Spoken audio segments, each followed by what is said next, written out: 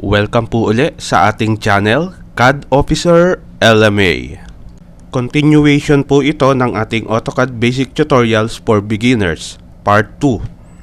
Sa Part 1 po is na-discuss natin ang mga basic commands and functionalities sa paggawa ng drawing at ng mga precise drawing.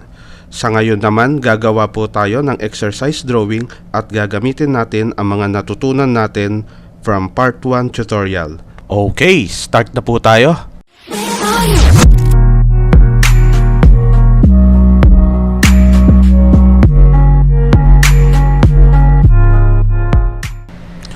Ngayon po, gagawa naman tayo ng exercise drawing. Ngayon po, ito po gagawin natin tong nasa left side ng ating monitor.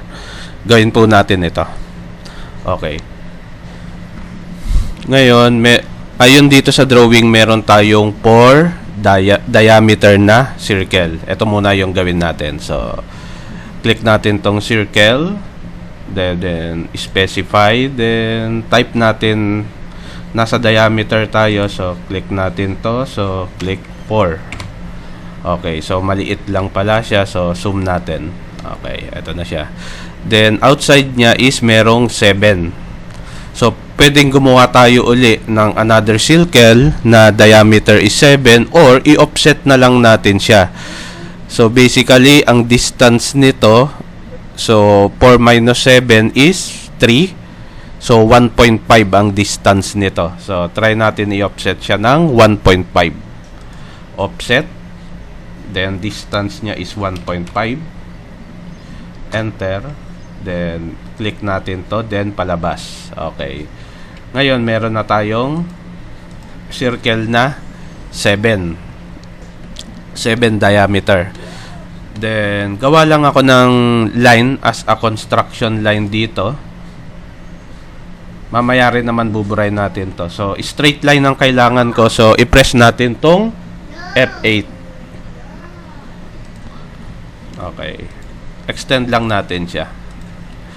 So, mag-o-offset ulit tayo ng, meron ditong 3.5. So, ito na yon. From dito to dito is 3.5. So, mag-offset tayo from this center is 2.5. 2.5 plus 3.5 equals 6. So, offset tayo ng 6. So, ang keyboard command ng offset is O. So, pwede na to. Press natin yung O, enter. Then, true, ilan siya? 6. Enter. Then, select object. Saan siya papunta? Dito. Okay. Meron na tayo. Kuha na natin tong distance na to. Then, meron ditong 10. Tong dimension na to. So, gawa uli ako ng line dito.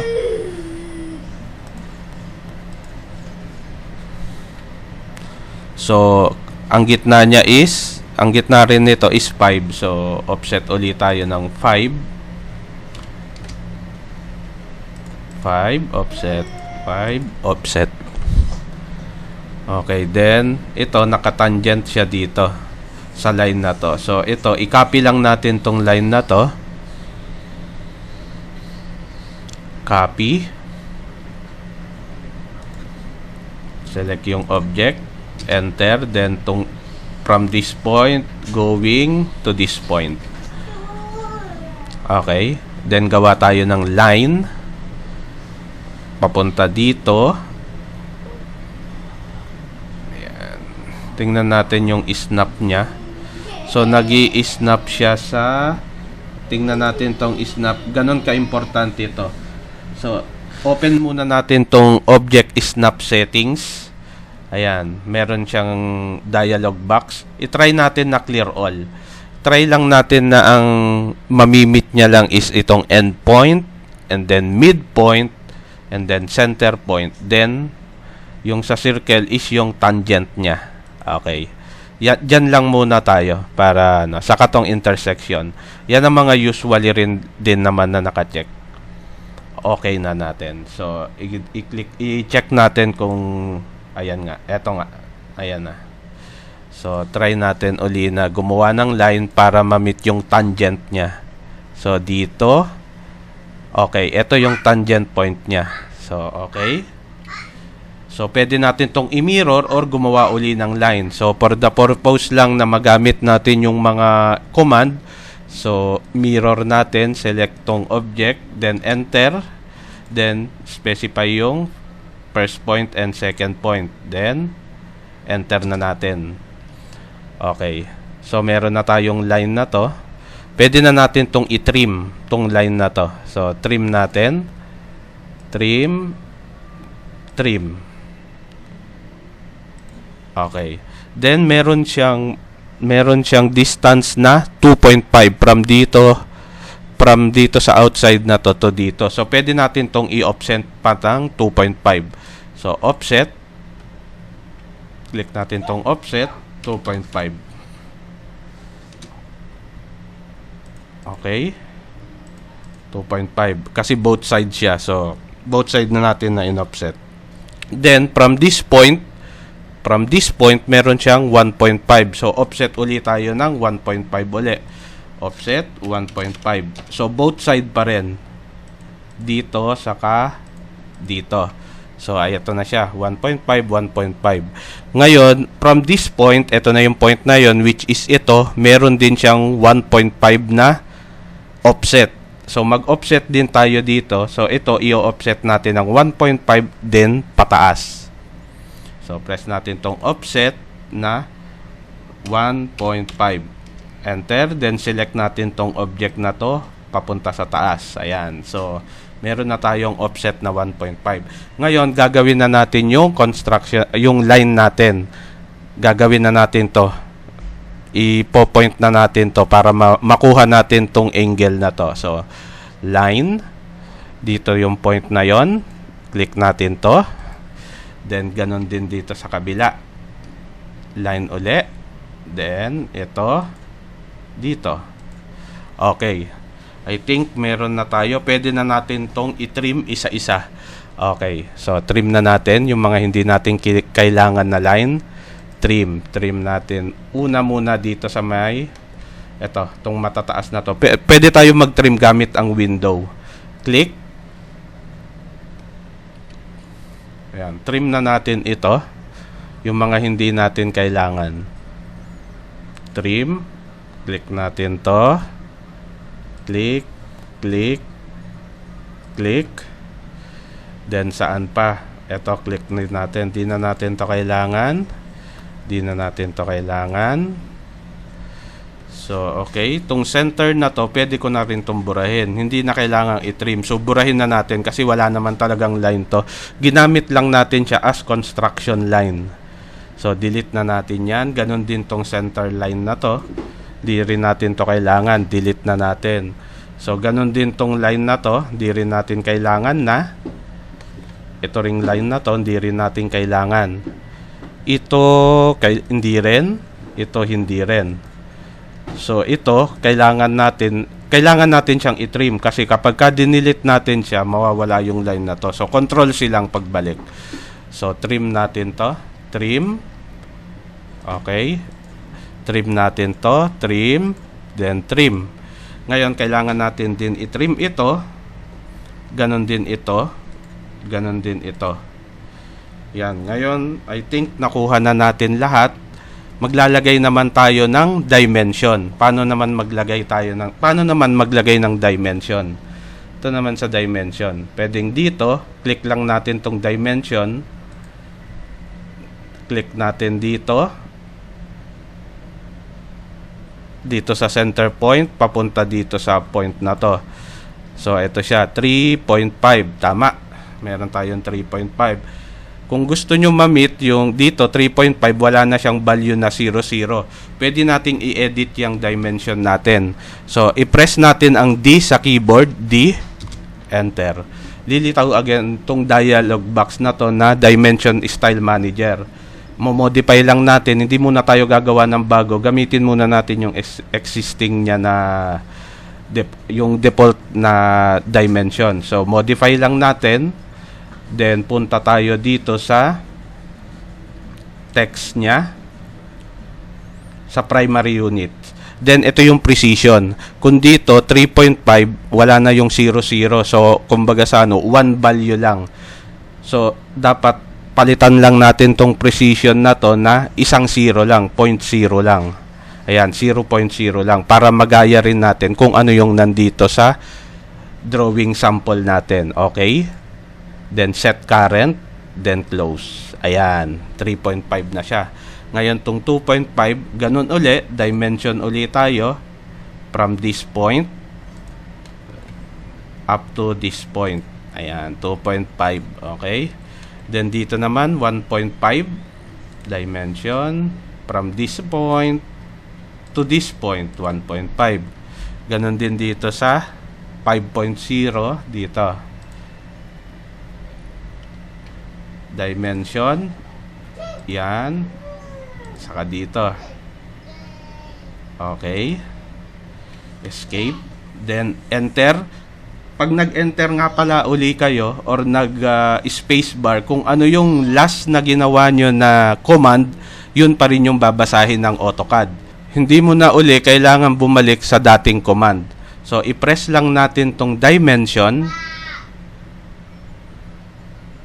I-press lang natin itong enter or space bar. Again, pupunta siya sa dimension command. Kung ano yung latest na ginawa natin. So, 2.5. Ito siya. Then, escape. Then, again, enter or space bar. Dito naman, dapat ito ay is 10. Okay, tama. Then, saan pang kulang natin? Dito, yung distance na to. Distance natin to. To dito is 1.5. Tama. Then, ito, tong value na to, dapat is merong siyang 45 degrees na dimension. So, paano naman gagawin to? Dito, sa dimension, pag clinic natin to, meron ditong iba't ibang way kung paano ka mag-dimension. Ngayon, gagamitin natin tong angular. Click natin tong angular, then select natin tong dalawang lines na to, saka to. Ayan, meron na siyang 45 degrees. Okay. Then, dito naman, paano naman i-dimension itong radius or diameter? Gagawa tayo ng dalawang way. Isang radius, saka isang diameter. Ito, punta tayo dito. Click natin ulit itong dimension na to. Click lang natin itong radius. Let's say, itong inside gawin nating radius. Ayan. Automatic na ilalagay niya na yung R. AutoCAD na mismo ang maglalagay nun kung ano yung dimension mo, kung radius ba or diameter. O, ito namang isa, gawin nating diameter ang measurement. So, ito, diameter. Click lang natin yung circle. Ayan, meron na tayong dimension din dito. Okay. Ngayon, nagawa na natin yung ating exercise. Ngayon naman, gawin naman natin kung paano to i-layer. Ito yung layer. Ang ginagamit natin na layer ngayon is yung default na 0. Paano magdagdag ng bagong layer? Okay. Press lang natin yung LA sa keyboard and then enter. Ayan, eto na siya. So, gawa tayo ng bagong layer dito. New layer. Ayan. Ipangalanan natin siyang dimension.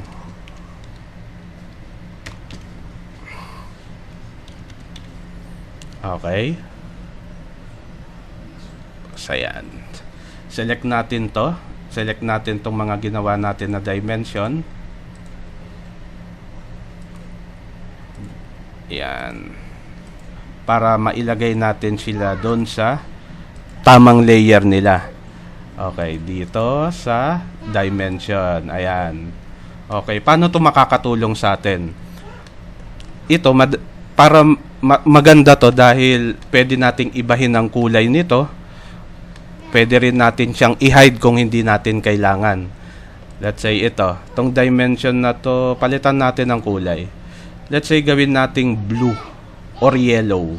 Ayan. Yan.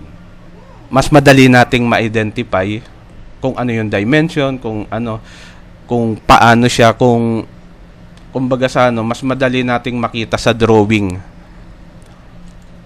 Then, pwede rin natin siyang i-hide. Nasa drawing pa rin siya, pero ini-off lang natin. Kung kailangan lang natin drawing without the dimension. Pwede rin natin siyang i-open uli. Ngayon po, punta naman tayo sa blocks. Paano ba tong blocks? Close ko muna tong image na ginawa ko kanina. Then, maximize ko na tong drawing natin. Paano naman tong blocks? Let's say, meron tayong rectangle dito. Gawa tayo ng rectangle lang muna. Then, lagay tayo ng circle sa loob. Or, another rectangle uli sa loob. Wala muna tayong dimension. Para lang maipakita natin kung anong purpose nung sa blocks natin. Okay, itong. Then, gawa tayo ng line dito. Then, escape. Gawa tayo ng circle dito. Okay. Let's say ito, kung mapapansin natin, pag clinic natin to, iba-iba siyang line. Iba-iba siyang entity kasi iba-iba rin yung ginamit natin na commands. Ito maging isang blocks or isang entity lang, gagamitin natin to ng blocks. Okay. Paano gumawa nito? Ito. Create. Click natin tong create. Ngayon, lilitaw tong dialog box. Block definition. Then, lagyan natin ng pangalan. Object 1. Let's say object 1 lang. Then, specify on screen, pick point. Kung saan yung pick point. Anywhere. Pwedeng dito, pwedeng sa center, pwede rin dito sa center ng circle. Dito na lang tayo. Then, select object. Okay, select natin tong object. Okay, then, enter. Okay. Ngayon, kung mapapansin natin, isa na siya. Ang lilitaw na lang is itong picking points natin. Okay.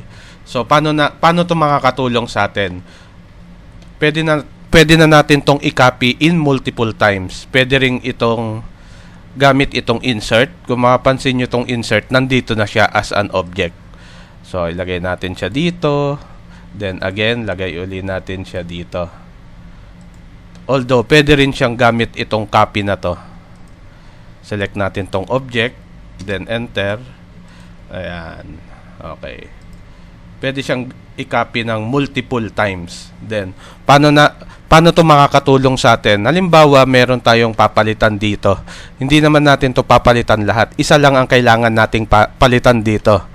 Let's say, edit natin tong isa na to. Then, right-click natin. I-select muna natin siya. Then, right-click. Then, block editor. Ayan. Dito ine-edit ang isang blocks dito sa dialog, dito sa box na to, dito sa area na to. Let's say i-trim natin to. Let's say magti-trim tayo. Press natin sa trim, press natin balik tayo sa home, trim lang natin ito. Trim. Okay, then close uli natin. Pwedeng dito yung close or pwede rin dito sa may check na to. Dito na lang tayo. Close. Then save. Kung mapapansin natin, lahat na bago. Isa lang yung pinalitan natin pero lahat na bago. So maganda to kung meron tayong multiple object na kailangan nating palitan. Hindi na natin siya kailangan palitan isa-isa. Paano naman ang plotting? Let's say ito, ipa-plot natin to as a PDF. Okay. Sa plotting, nandito siya. Etong nasa taas na to, ito yung plot. Dalawang way, pwede rin natin siyang gawing Control P or itong plot na to. So, click natin tong plot na to. Then, lilitaw ang dialog box. So, dito, gawin natin siya sa PDF. I-plot natin siya sa PDF. Ito, drawing to PDF. Then, kung anong paper size niya, punta tayo sa A4 lang. Dito tayo sa ISO A4. Ito, 297210. Okay. Sa display, pag sinelect natin tong display, kung ano yung narito sa screen natin, yan ang ipa-plot niya. So, for now, gamitin natin is yung window. So, ito, up to here. Okay, ito na yung paper size natin, then ito na yung plot natin. Okay lang natin. Pwede nating i-click din to, center plot, para siya, nakasentro siya mismo sa paper na A4 size. Okay. Okay lang natin. Then, save natin kung saan natin siya isa-save. Desktop. Lagyan lang natin ng tutorial. Okay. Save. Ayan. Ngayon, eto na siya. Ito yung ginawa natin, naka-yellow yon, hindi nga masyadong kita yung dimension na yellow. Pero pwede pa naman natin uli palitan yan. Madali lang naman, palitan natin sa layer. Let's say gawin nating red or blue. Ganto lang mag-plot. Madali lang. For now, na-discuss na natin ang mga basic. Pinakamaganda lang gawin natin is mag-practice lang tayo. Kung may natutunan po kayo sa video na ito, hit like and subscribe po sa ating channel para sa mga susunod na video natin. Kung may mga tanong po kayo related sa video na ito, comments lang po sa video. Marami pa po tayong gagawing tutorial soon about sa AutoCAD, 3D Max, and Lumion. Maraming salamat po.